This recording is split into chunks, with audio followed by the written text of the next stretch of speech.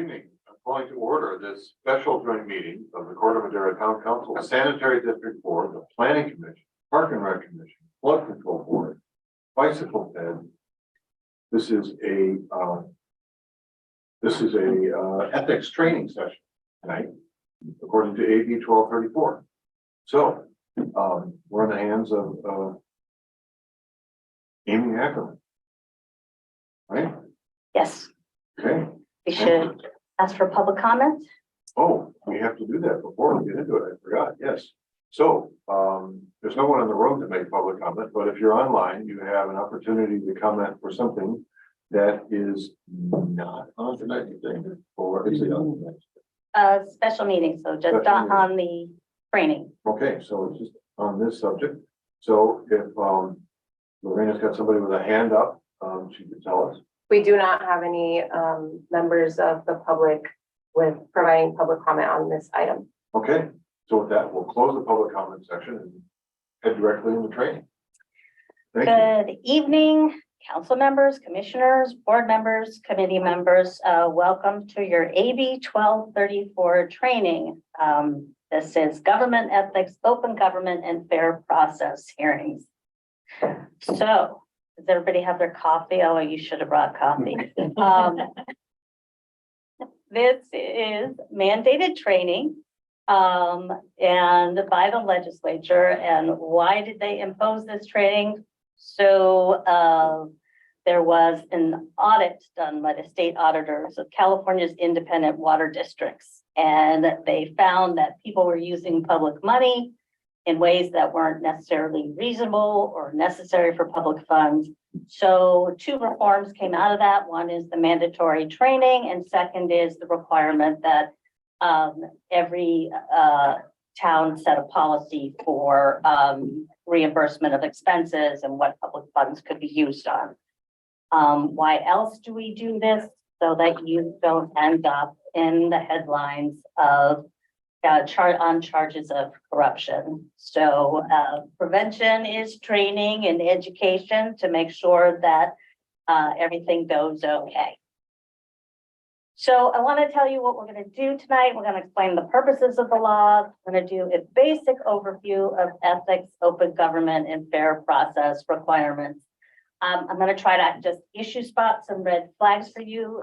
There's just an incredible amount of material that the legislature wants covered. It's very hard to take it all in. So what I hope you'll do is just look at the highlights, and I hope I also kind of flag for you when is the time to ask your town attorney or your assistant town attorney for advice. And then we'll have time to answer questions if there are any.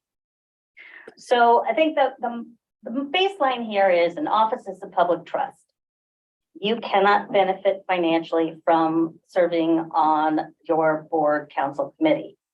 Public resources can only be used for a public purpose. You can't make decisions in your role that affect your financial interests or the financial interests of your immediate family. You have to be fair and unbiased when making decisions. If you keep these things in mind, you'll be fine. All the rest are details, but that's the main thing you need to know. So the other thing I'll say is, these laws set the minimum standards for ethical conduct, but you should always keep in mind there is sort of the public review process, which is how will my actions be perceived by the public? Okay, so we're going to start out really easy, and that is you can't personally gain from your service to the town.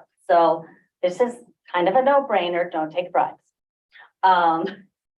Bribes are the offering, giving, receiving, or soliciting of something of value for the purpose of influencing the action of an official in discharge of his public or legal duties. So pretty easy.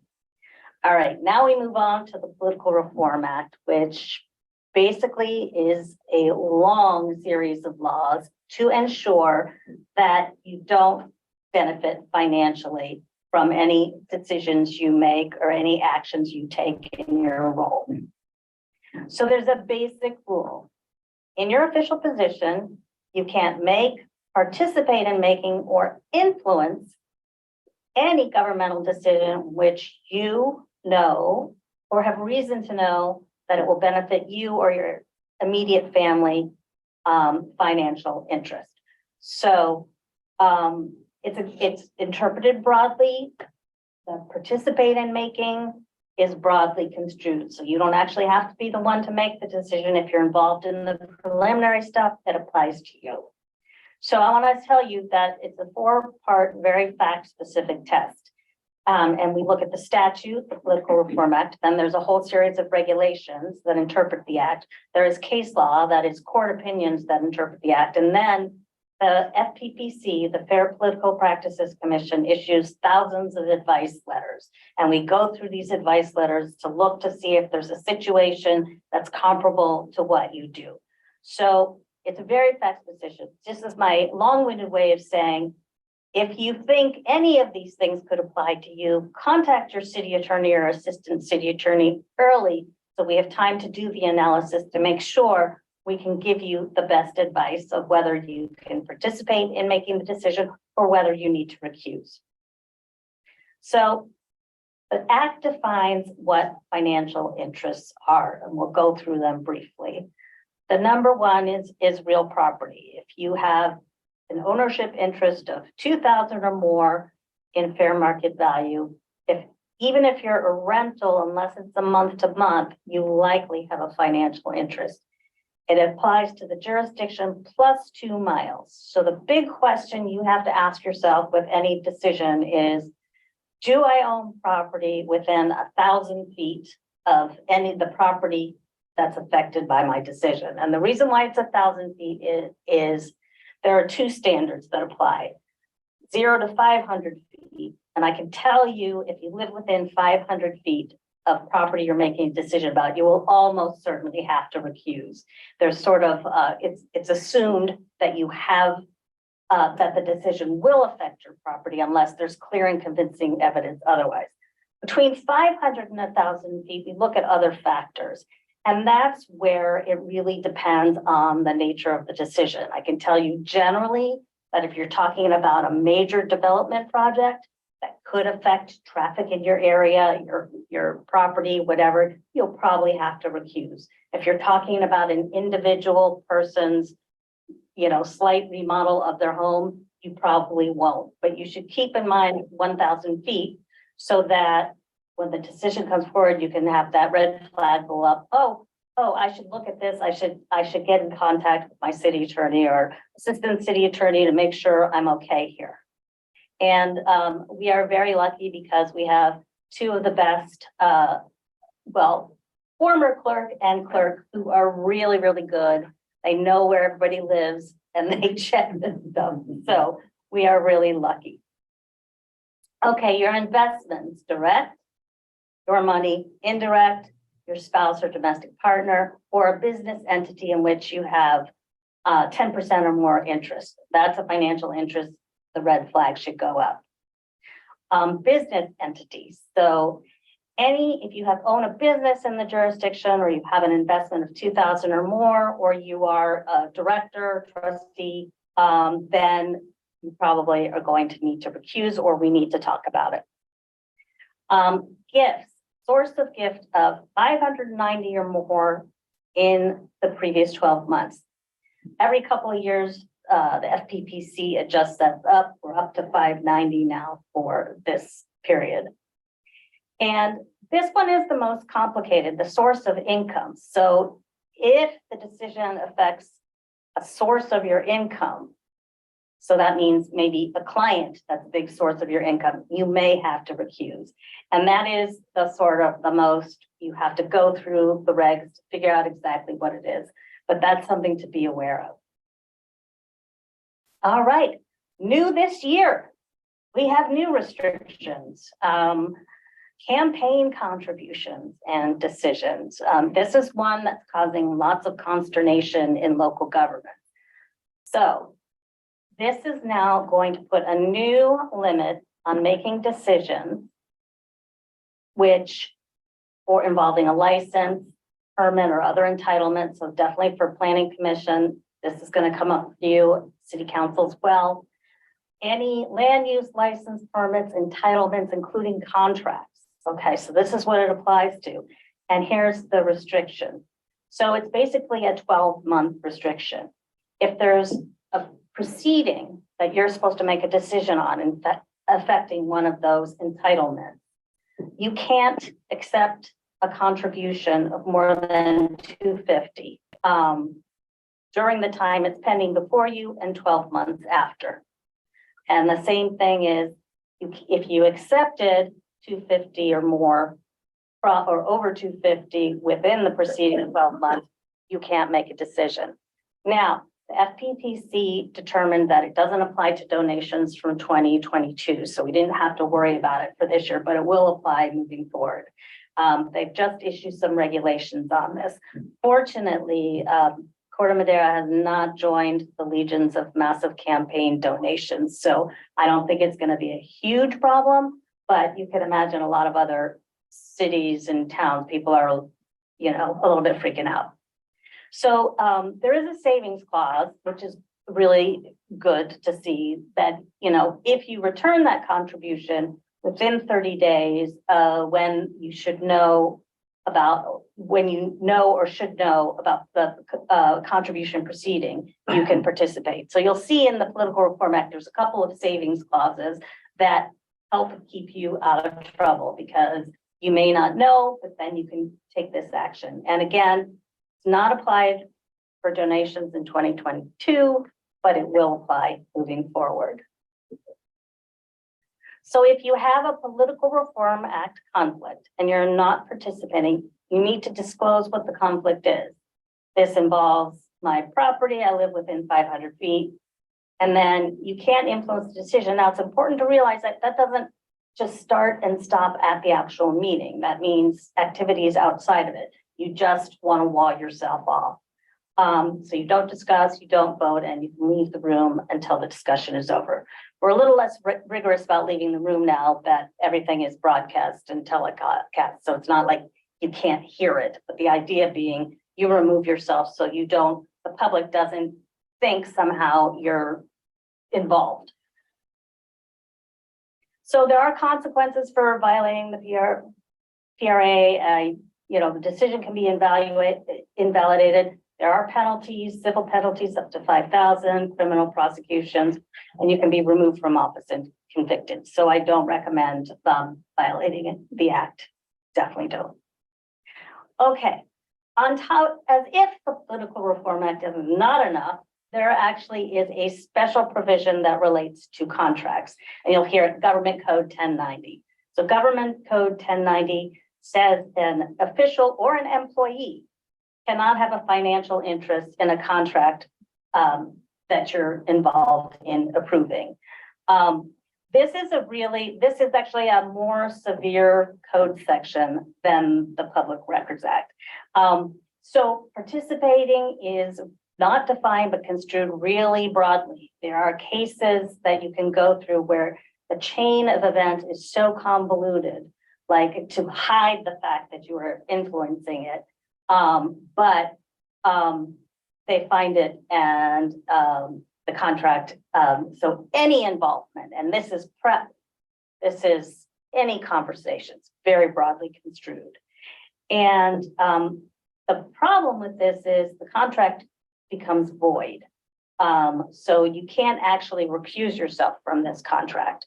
It doesn't save it, and there are severe penalties. I will say, sadly, there have been a lot of news stories, particularly down in Southern California right now. I think the mayor of Anaheim, several members of the LA City Council are being criminally charged for these violations. Okay, employment-related restrictions. Yes, those exist. So you can't influence decisions affecting a prospective employer. So if you know you're getting a job, you can't be involved in a decision affecting your employer. And I hope you are enjoying all the doggy pictures. I tried very hard to make this as entertaining as possible. And then there's post-employment restrictions. So we commonly refer to this as revolving door restrictions. So for 1 year after leaving office, you can't represent another person for compensation by communicating with government to influence a decision. So you've got to wait a year before you can represent people before council or planning commission. Okay, so to summarize, what have we learned so far? Don't take bribes.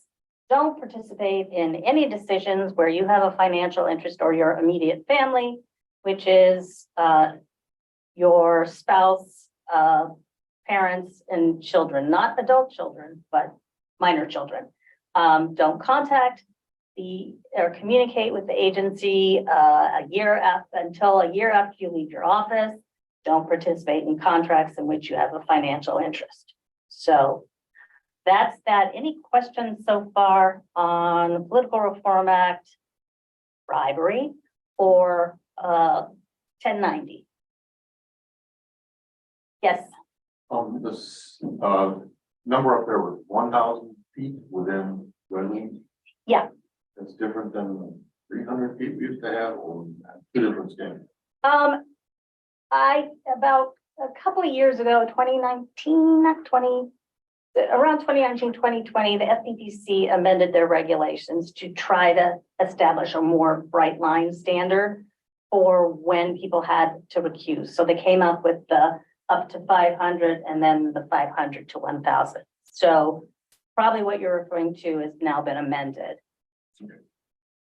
Yeah, and again, up to 500, you're almost certainly not 100%, but likely to have to recuse. But between 500 and 1,000 is very dependent on what the actual decision is about and how it will affect your property. Okay. Yes. So the communication after you leave your position. So if I've left the position and now I want to do an addition to my house, I have to wait a year before going before the planning staff.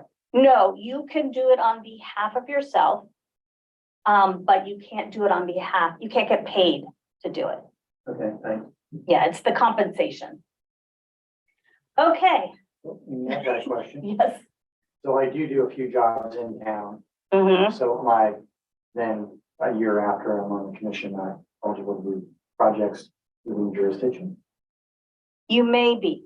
We should follow up on that because it's really specific to the regs. And I don't want to give you the wrong answer. We'll look at the statute more carefully.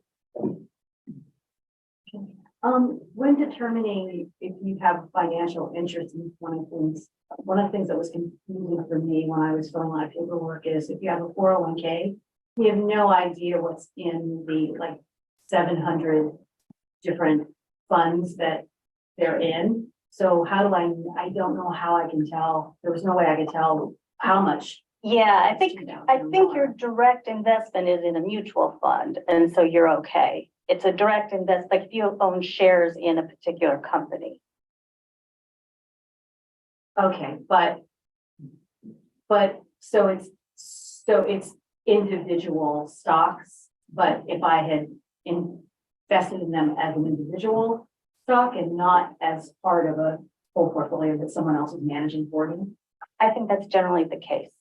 Okay. And I would have to go back and read the Form 700 instructions, but that's generally the case because it's if you have a financial interest in the company, but with a mutual fund, when you're not making the investment decisions, it's distinguishable. Okay. Now we'll talk about personal advantages and perks. Very highly regulated. We'll start out with there's no tips in government, which is kind of a bummer, but it is the fact. It's a crime to get a gratuity or a reward for carrying out your duties. So a nice thank you note, always appreciated, but no tips. This is in the California Constitution, and I really don't know why. It must have been a voter initiative, but there's no free travel in government. The Constitution prohibits, this is actually in the Constitution, free or discounted travel from transportation companies, and you immediately forfeit your office if you do this. That you can accumulate frequent flyer miles from government travel. That is not, but for some reason, this is a pressing issue that requires it to be in the Constitution. Okay, loans.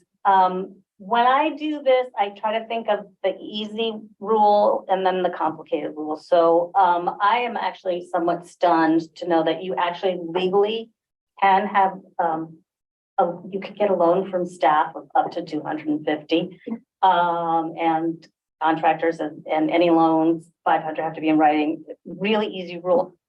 Go to the bank. Don't take loans from staff, contractors, fellow board or council members. It's just, what can I say? Dumb. Okay, gifts. We'll talk about gifts. What is a gift?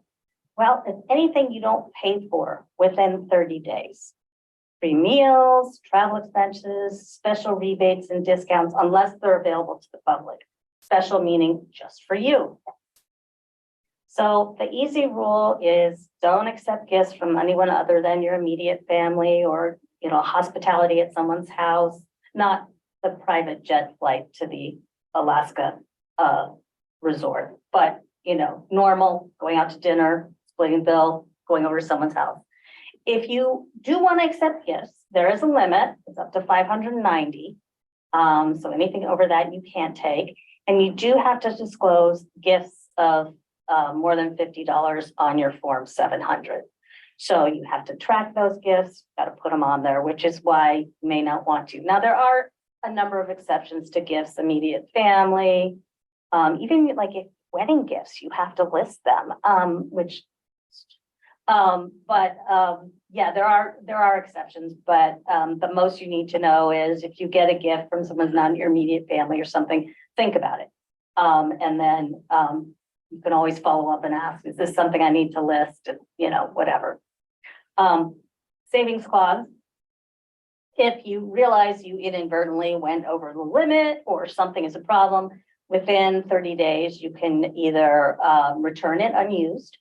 You can donate it to a nonprofit, provided that you don't take a charitable deduction, or you can pay for it. And that cures the problem. Honorarium. Honorarium is a payment received for making a speech, publishing an article, or attending any public or private conference, convention, meeting, social event, meal, or similar gathering. Now, some of you may have a business or a job where you speak about that business or job. That doesn't prevent you. This doesn't prevent you from doing this. This is, you can't get a payment for talking as a city council member or planning commissioner. And the reason for that is that's sort of seen as part of your job, is to be accessible to the public and to do that. You can get lunch if you're at a conference and you're the lunchtime speaker, that's fine. But you can't actually get a payment. Okay, this one, don't misuse public resources. Don't use town resources for non-town purposes, including political activity.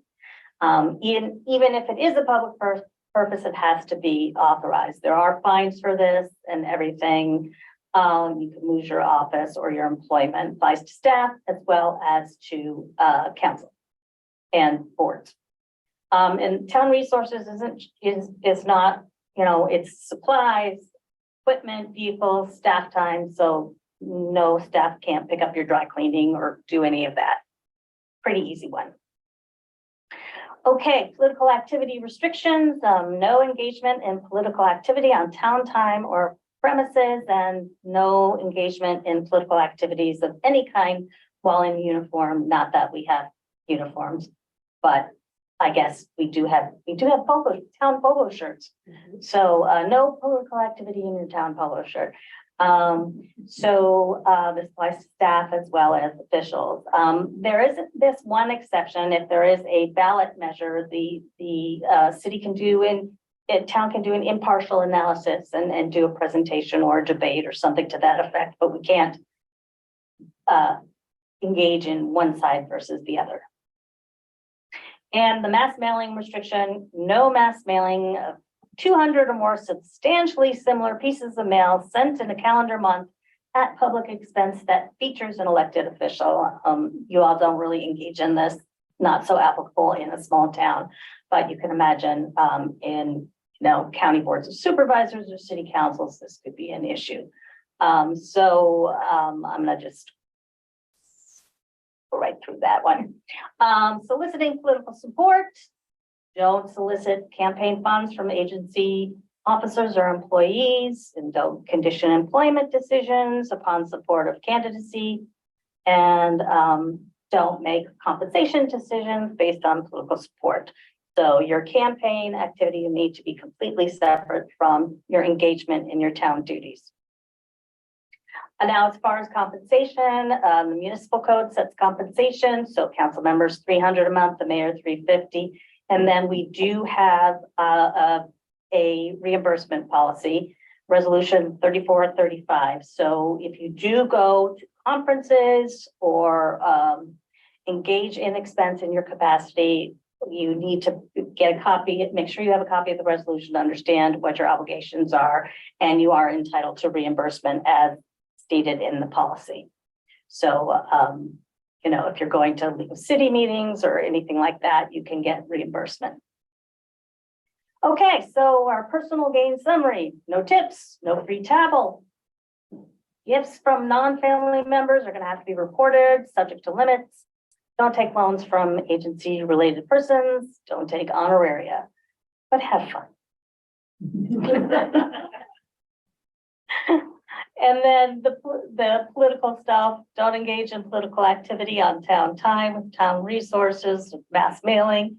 Just keep your campaign life separate from your town job, carry out activity time. All right, stretch break. So I am going through this pretty quickly. So I worked in public health for a while, and one of the best things about that was, like, at all conferences they would build in stretch breaks because it's so good for us. And in some they would just give standing ovations because it got everybody up and moving. So I'm a big believer in everybody standing up, getting the blood flowing. Like a standing ovation? No, I'm That's not.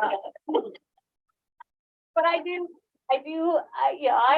we do a lot of sitting in these meetings, and so anytime we can stand up and take a little break, I'm all for it.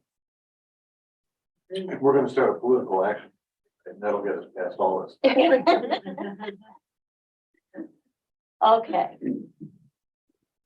All right, we're gonna move on now to the transparency laws. I think most of you are fairly familiar with this, but delve in the details for these. So why do we have these?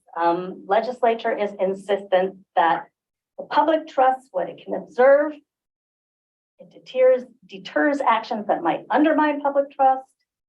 And some laws apply to you individually, some to government processes. And the point is so that the public is confident that their decision makers and employees are engaging in public business appropriately, and in doing so in the best interest of the town. So the Form 700s are the financial statements that you have to file.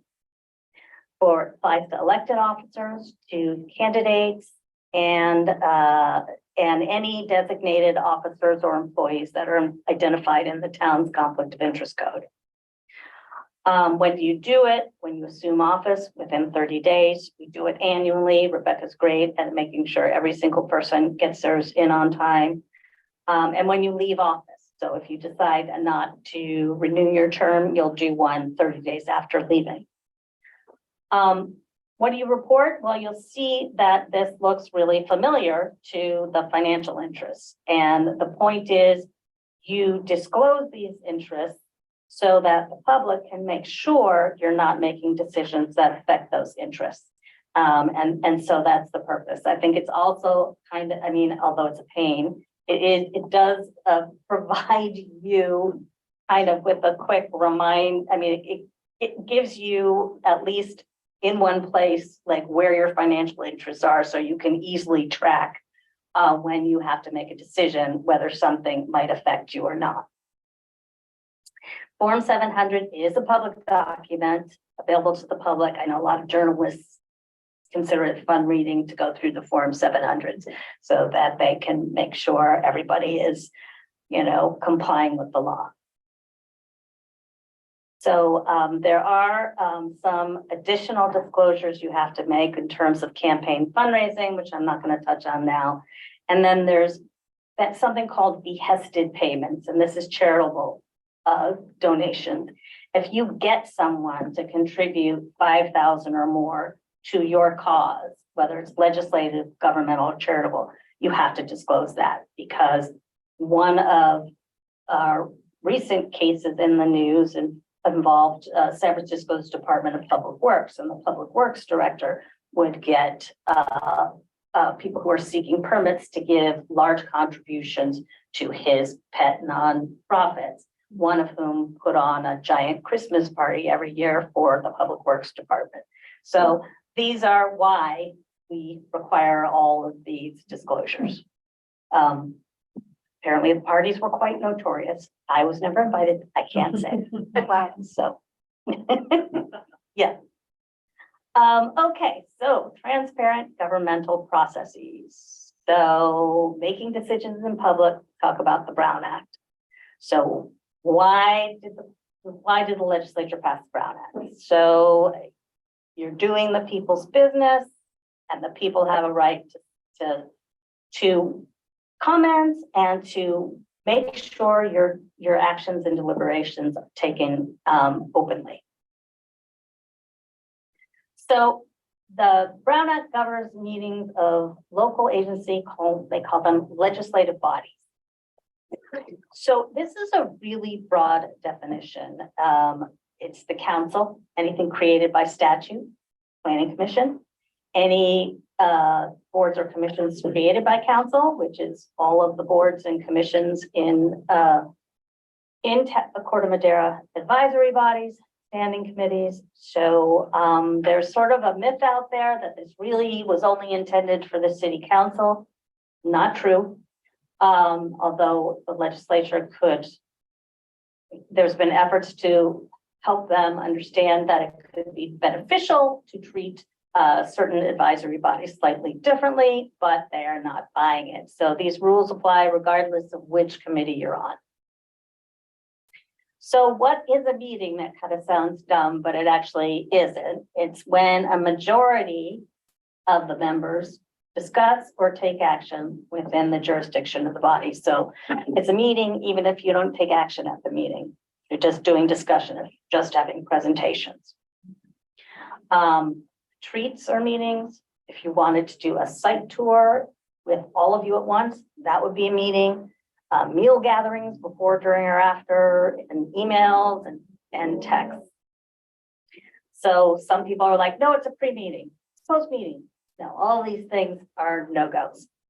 And then Syriana meetings are where people get into trouble. And this is when a majority discusses or makes a decision outside of public view, and that can happen if council member A talks to council member B and says, this is how I'm voting, and B talks to D and says, A and B are doing this, I'm going to do that, that too. So it can either be seriatim, or it can be outside the public meeting, in person, by phone, by email, by text. And through human intermediaries. Don't ask staff to tell you how someone else is going to vote on an issue, because that can also be in it. And sometimes it can be inadvertent, but it really undermines public trust. It's a violation of law. People get in trouble.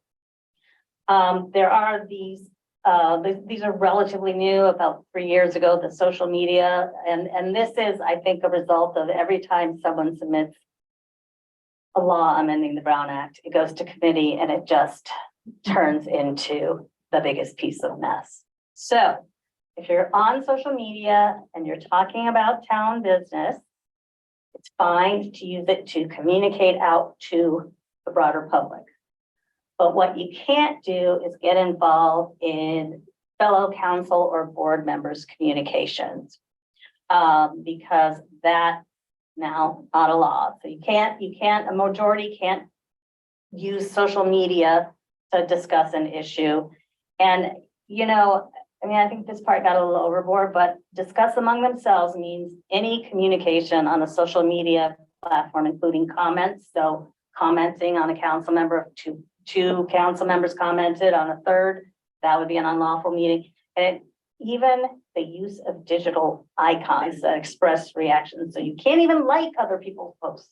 So, yeah.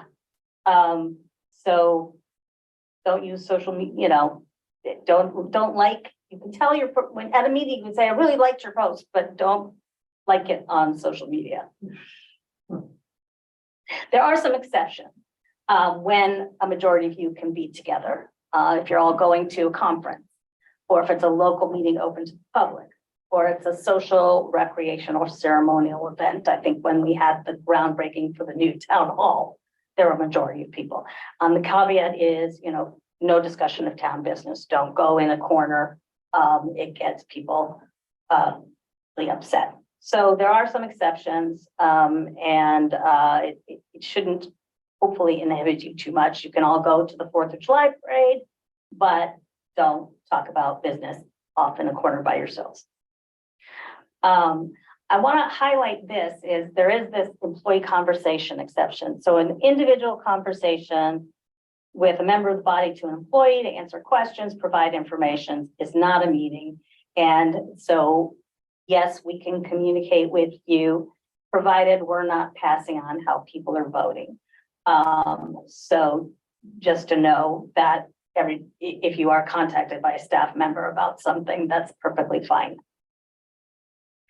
Brown Act has a bunch of other requirements that I'm not going to go into because mostly your wonderful clerks take care of all of this, and it has to do with providing the right kind of notice for meetings, making sure your agendas list every item of business and they comply to the requirements of the Brown Act. There are, as you know, limited exceptions for closed sessions. There are requirements about how we post them, what we can talk about in closed session, and then there are requirements for what we have to report out. Happy to provide detail on that, but mostly I consider that sort of our staff can provide that with you. Thank you for getting us through the last 6 months of constantly evolving agenda issues. So, But the one thing you do need to know is you can't discuss or act on items that are not on the agenda. And I mean, that makes sense because the public has no idea you're going to do it. So you might have 100 people out there who would like to come to the meeting if they knew you were going to talk about this, but if they don't know, they can't. There's a little bit of limited exceptions to this. Announcements certainly you can make. You can request that an item be heard on a future agenda. You will sometimes have public comment that you will want to respond to. A limited follow-up is all right if you need to ask a question or two to the public commenter to ensure that you understand the comment, and then you can direct staff to follow up, whether it's like, could you talk to this person off meeting and see if you can help them, or this is an interesting issue, staff. I think we should put this on the agenda for the next meeting to further discuss it.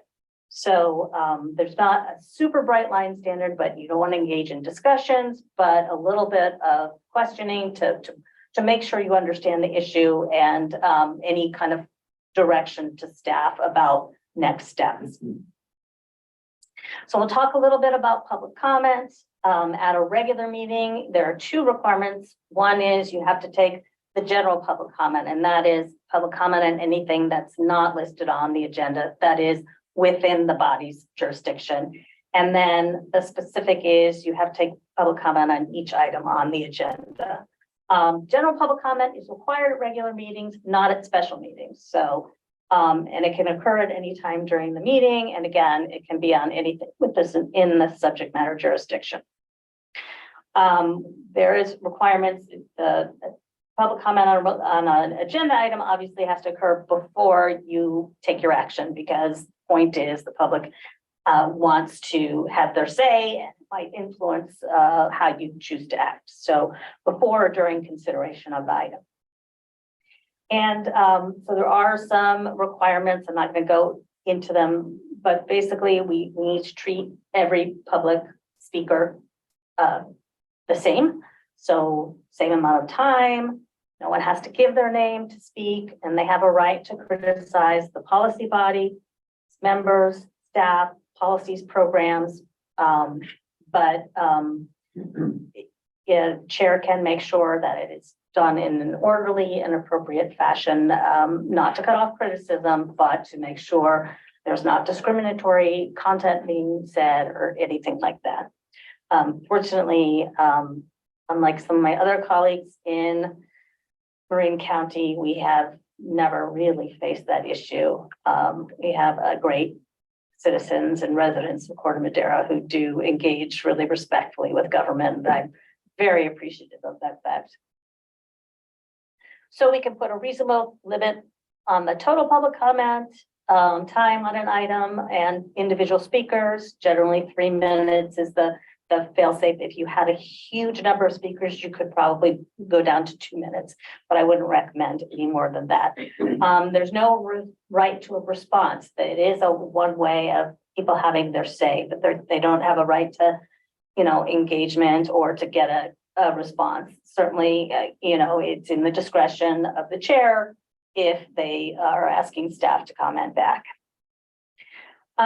Disruptions, fortunately, not an issue here. We have actually a new amendment to the Brown Act that kind of codifies some case law on this. But generally speaking, there are a lot of steps you take before removing someone. So warnings, taking a brief recess, and you can order the person removed. But the most important thing is you don't remove someone for the content of their speech. You remove someone for disruptive behavior. And again, knock on wood, not an issue here. So there are penalties for violating the Brown Act. There is a criminal penalty. I'll be honest with you, it's a pretty high standard. You have to really, really, really want to violate the Brown Act. You have to intend to deprive the public of information to which the public is entitled. Again, high standard. But there are additional remedies which can be costly. So someone can sue to avoid an action. They can get court to order a change in practices. And the reason why it's costly is if they're successful, they're entitled to get attorney's fees and costs. So the good news is most often before someone can sue, they have to do a cure and correct letter, which gives an opportunity to the body to correct the action. And often that's the best course of action because you can fix both public perception that something went wrong as well as avoid a costly lawsuit. Any Brown Act questions? I think you're all pretty much veterans at this point, so pretty familiar with how it works. All right, Public Records Act. This is my favorite picture. I'm not gonna lie, I used it twice. Public's right to access records. So why do we have a Public Records Act? Legislature says access to information regarding the conduct of the people's business is a fundamental and necessary right of every person in this state. Makes sense. Taxpayers are paying for it. They have a right to see what's in it. So it's important to note that it's a really broad definition of a public record. It's any writing containing information related to the conduct, town business, prepared, owned, or used or retained by the agency, regardless of physical form or characteristics. It's actually broader than the federal Freedom of Information Act's definition.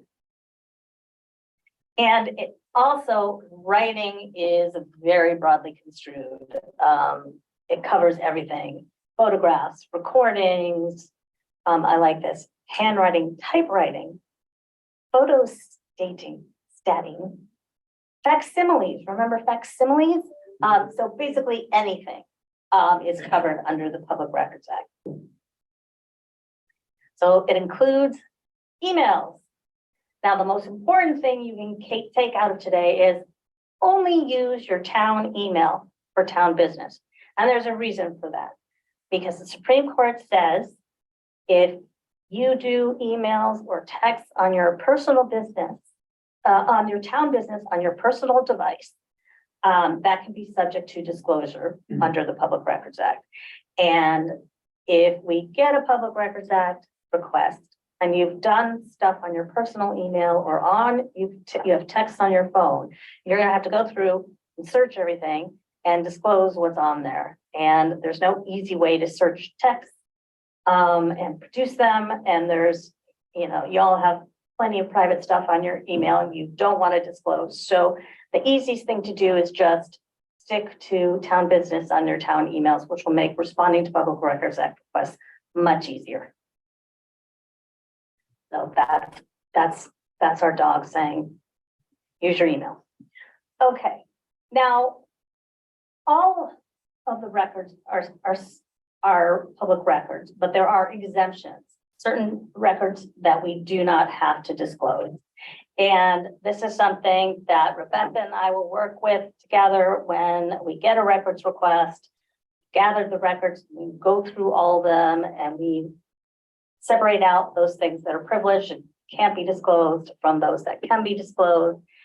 We have to justify any non-disclosures in writing, so I draft a letter to the requester explaining, we've searched our records, we've located them, attached are the records we can disclose. There are a number of records which are subject to attorney-client privilege, which we're declining to disclose. So we do have to justify. Typical are attorney-client communications, personnel records of staff, they have a privacy interest in the personnel records, medical records, trade secrets, there's a whole bunch of categories.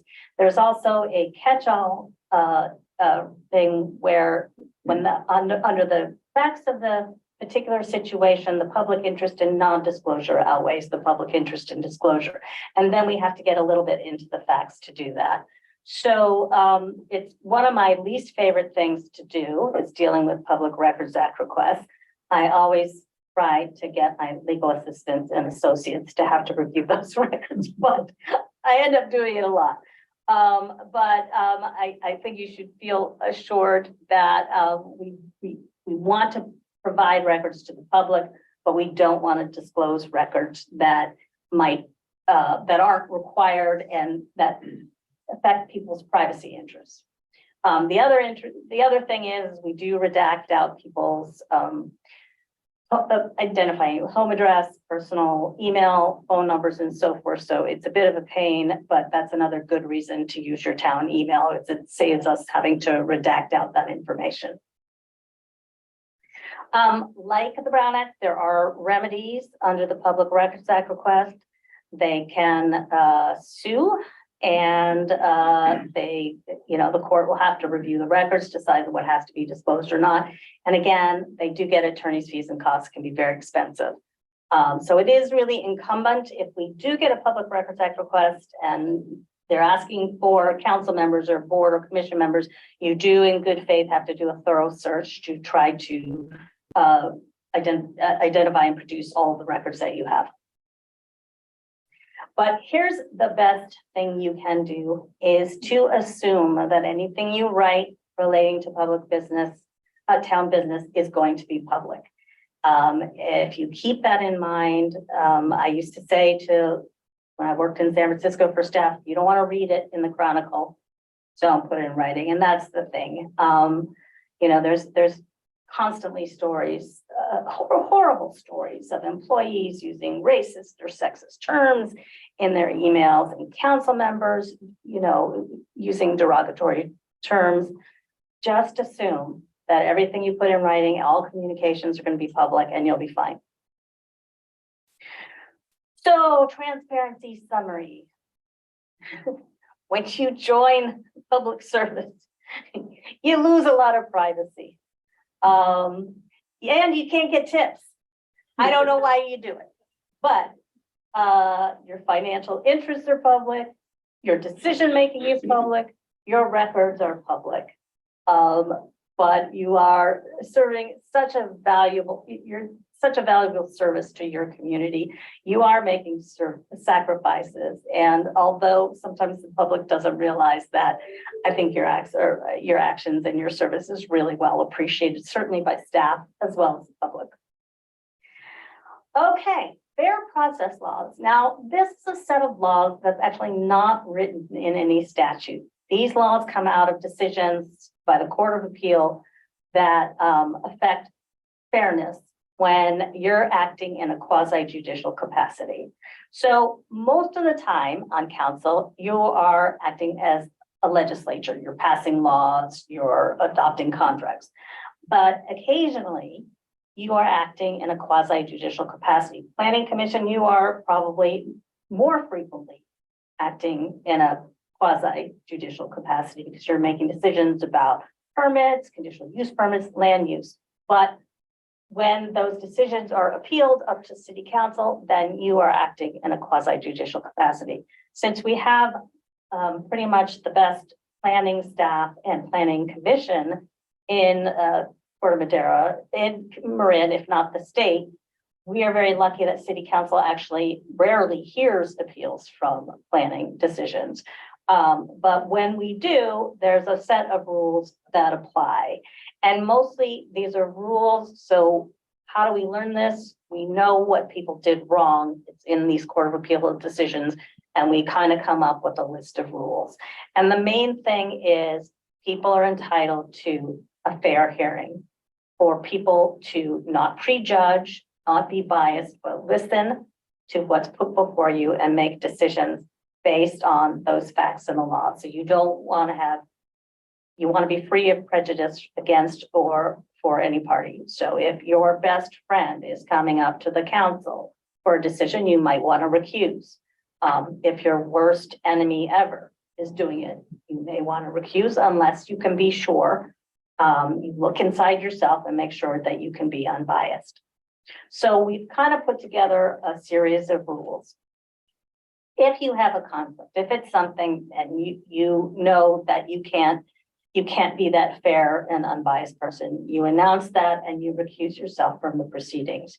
When I was working with Belvedere, they had a chair of the planning commission, then got appointed to the city council, and the particular applicant had just so much animosity against this individual. And he kind of went back and forth and said, well, it's really whether you can be fair. And he finally said, I think I can be fair, but honestly, I think it's just better if I don't participate. And I think it was a very good call.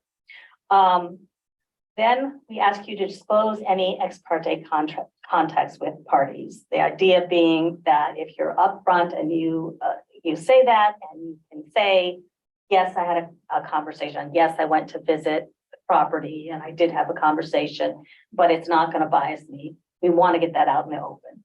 We have rules, both the Planning Commission and City Council have rules about the order of business of hearing everything. We want to stick with that to make sure all parties have the same amount of time to present the case, treat each side fairly, allow presenters to present and ask questions, listen closely to the evidence and decide based on the evidence.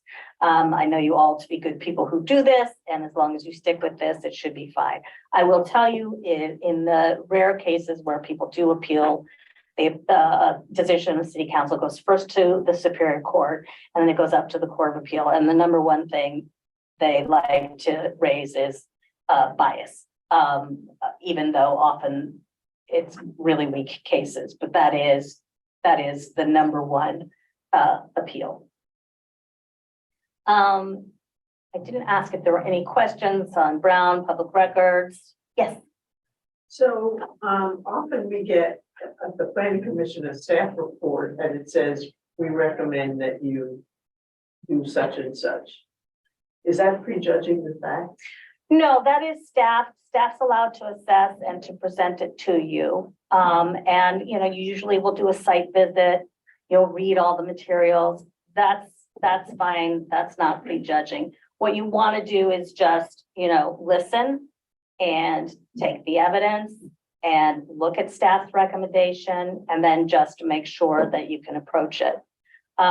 Really what we're looking for, in the cases that are out there, the conduct is pretty egregious.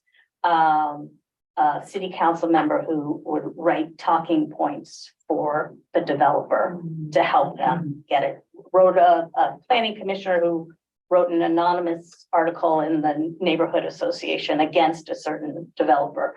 My favorite case, the gentleman who urinated on the home of the proposed addition. Don't recommend that. I don't think I have to go there. So yeah, when you look at that, we're not talking about, you read your report and the staff recommendation, I do a site visit. It is taking on sort of an activist role against something. That's what you don't want to do. So, I doubt that will be likely to come up here. One Yes, question on, the public records. So I get a lot of emails to my personal email asking me about things going on in town. And what I've done in that case is, when I reply, I copy my town council email so that it's in that box. Is Yeah. that sufficient? yeah. I think that's great, because that will, then if you're doing a search, it'll show up Right. and we'll be able to find it. I think that's a great practice. I recommend I it. got one question. So on one of the slides, it said email and devices. So most of us are using our own devices for that email. So if anything ever came to fruition, would our personal devices be then taken in as? No, the personal device would be text on your phone. Because your email would be, you could, Currently, we're getting, mine was set up on my phone, but we used to have our email on I used to have them on both. And I have text on both.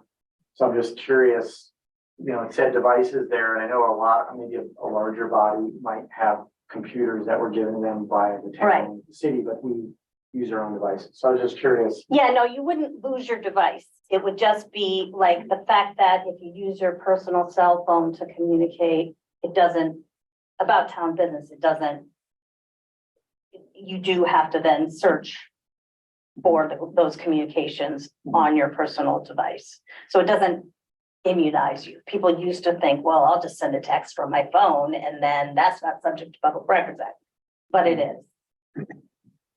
Because most of the emails and the files that we would have on our Outlook are on a server somewhere else anyway, correct? Yes, Yes, and you can search, I think we can now. we can. When we had the switch over between the IT providers, there was some difficulty with that, but now that they have us all on Microsoft 365, I believe the benefit is that they can run searches. That is a good benefit, actually. I Yeah, don't know 100%, but I think that was the intent, like we used to be able to do. yeah. So just the idea on that is just that you don't get out of a Public Records Act request by not using your town email. Mhm. If it's about town business, the communication may be subject. One more, so on the issue of texts, I'm not able to copy an email address, so just tell them to please email me. If it's something related to the town, if you want me to answer this, I'm sorry, you need to send me an email. That's probably best unless it's, something, the meeting's on Tuesday. Yes. You know, I'll still but get I there, think but if something- somebody's writing and saying, what's going on here, or Yeah, I think you can ask them, can you please send it to my email? Yeah, especially if you have a gut feeling that it's something that could be controversial in the future or something. It's always best to have that on email. you never know what.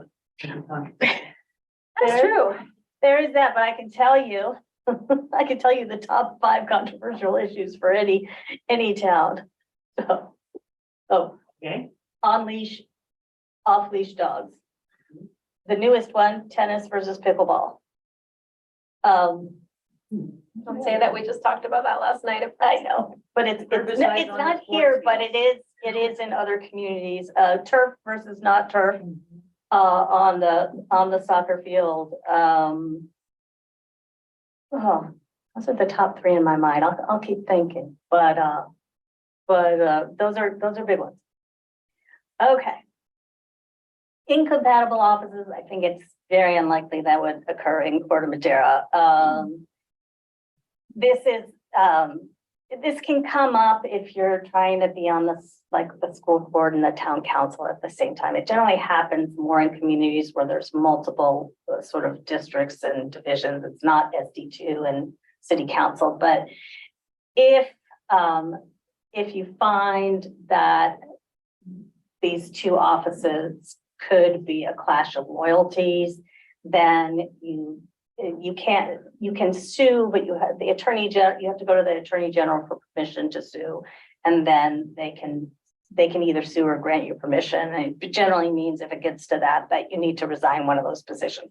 I don't see that likely to happen in Corte Madera, so I'm just gonna kind of buzz through that one. So what about, like town council, assigns council members to various other boards in town? Is that doesn't apply?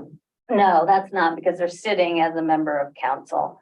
It has to do more when you're, for example, if there were a district that encompassed the city council, like the city, and you tried to be on both the district and the city, I think it would be different.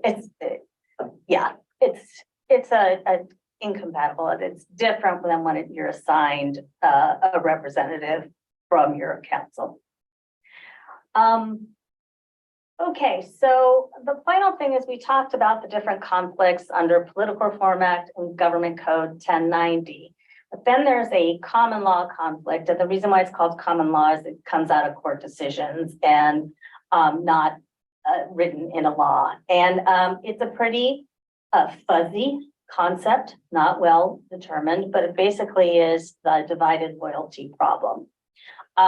So for example, if your husband was on a committee and you had to decide whether to appoint him or not, you probably would want to recuse yourself from that decision. It really mostly comes up if you serve on the board of a nonprofit, and let's say the town is considering giving a grant to the nonprofit. Well, you have a duty to your town, but you also have a fiduciary duty to your nonprofit. So those are the situations where it comes up. It's not very frequent, but we just flag that for you as a possibility where you may have a divided sense of loyalty.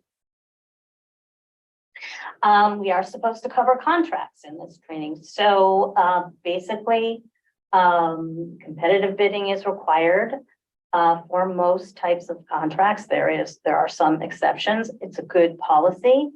It protects the public from misuse of funds. You open up the opportunity to get a town contract to the public, so no one has to step up over someone else. A fair opportunity to compete.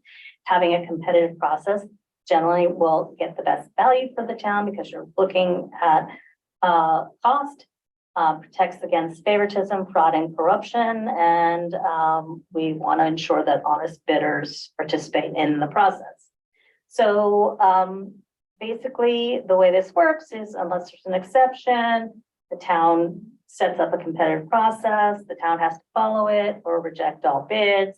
And the main thing to know is you can't interfere in the process. You don't speak on behalf of the bidder. You don't try to influence the process because that would undermine the competitive process. Finally, incompatible activities. You don't engage in an employment activity or enterprise for compensation. That undermines the town. So are your responsibilities to the town.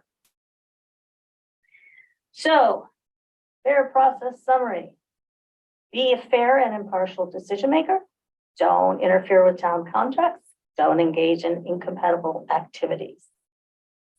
There are additional resources. If you want to know more about things, the Institute for Local Government will often put out pretty good fact sheets about these various laws. I think they're pretty useful. Attorney General's Office, Fair Political Practices Commission, and your town attorney and assistant town attorney are always here to help to answer any questions you might have, and to make sure that you have a successful and productive service to the town. So you do get a certificate for training. Keep this in your records because there is a requirement that you do this every 2 years for the Planning Commission and the City Council. So you want to retain that. And yay, that's the end. I'm happy to answer any questions. And I'm always available for a consultation on any of these questions because it can sometimes be tricky. I didn't get into if you are a renter, there are somewhat separate requirements in terms of property, but you should still think about the 500 to 1,000 feet because we have to make sure that although the criteria is slightly different, we'll still look at how close you are and some other factors. So with that, Thank you all. You've been a lovely audience. Question, Yes, so the, speaker to a body is governed by the town's code, not necessarily this code. So if there's an out of control speaker, it's our bylaws that cover that. no, the Brown Act now has a provision, and we should actually probably update both council rules and planning commission rules to reflect that. And what the provision does is there were a series of court decisions about this, and it tries to codify those decisions.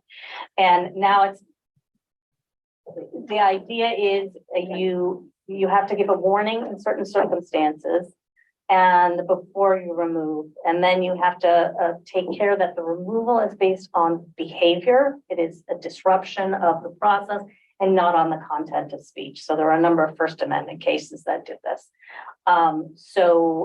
What my recommendation is, we'll update the rules to kind of put it right in the rules, because I think it's really helpful to have it in the rules as opposed to like, what's that Brown Act section kind of thing. Yes, the Brown Act previously had addressed disruption by groups, but for some reason people felt that didn't apply to individuals. I think that's not how I would interpret it, but now we have a specific provision. But people get in trouble because you know, the Brown Act and First Amendment, you've got a right to criticize, but you don't have a right, a limited public forum because government has a job to do, and council meetings, you have business to take care of. So that's why reasonable regulations like the amount of time for public comment, the limits on public comment. If someone's speaking on something that has nothing to do with town business, they're not entitled to speak. If they are repetitious, overly repetitious, you can cut off speech. But there has to actually be a disruption. Now, if there's a threat, no warning is needed. But if it is a violation of rules or so forth, you have to say a warning, excuse me, sir, ma'am, you know, you're violating the rules, your 3 minutes is up, you have to stop. And if they're engaging and they're not stopping, then you can remove them. Generally recommend, you know, trying some things first, like cutting the mic, giving a warning, and then even if there's more than one or two people, taking a brief recess to see if that thing cools things down. Again, very happy to say has not been an issue in Corte Madera, has been an issue in other communities. For 2 years. So, yes. So could you say something about, when you're on a committee or a commission for the town council, you're giving up pretty much your rights as a private citizen to comment, to, You're not, make issue, talk about issues. You're talk not- to your neighbors. you're not giving up those rights. You continue to have First Amendment rights to speak. What you can't do is hold yourself out as being the official view of the town. So, and make promises on behalf of the town, but certainly you can continue to engage in issues. Now, if you know a matter is calendared to come before you, I would recommend not engaging on that particular issue and telling the person, like, I'm here to listen, but I can't, you know, contribute any views because I have to do that at the meeting. So would it be wrong to say such and such an issue is coming up? Why don't you come to the meeting to support the issue? I think that's great, or you know, you can make a written public comment and that will get distributed to the planning commission or the city council. So those are a good way to make sure, because I mean, someone can talk to you, that's nice, you've heard their view, but it is, I think one of the most important things to remember is as individuals, you don't hold power, it is the body that holds the power.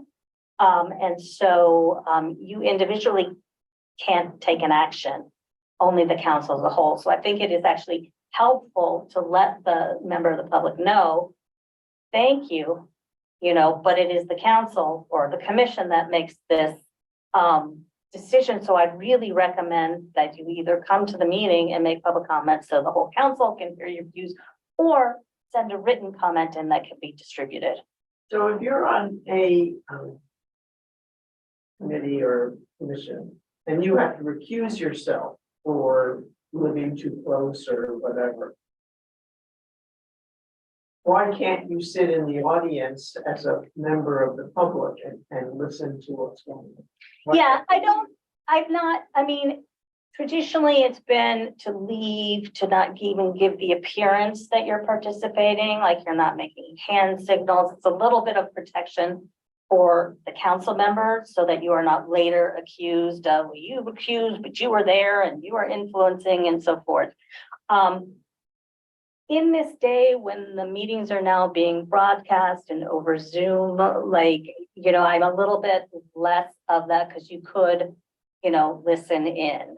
I mean, I would suggest, you know, leaving the room, but the door doesn't have to be closed. But I think for your protection, it's just better to absent yourself. You know, there was questions about, you know, with you know, attending, you know, another meeting, if it's broadcast on Zoom, you know, it's not that you're not allowed to hear it, you just don't participate.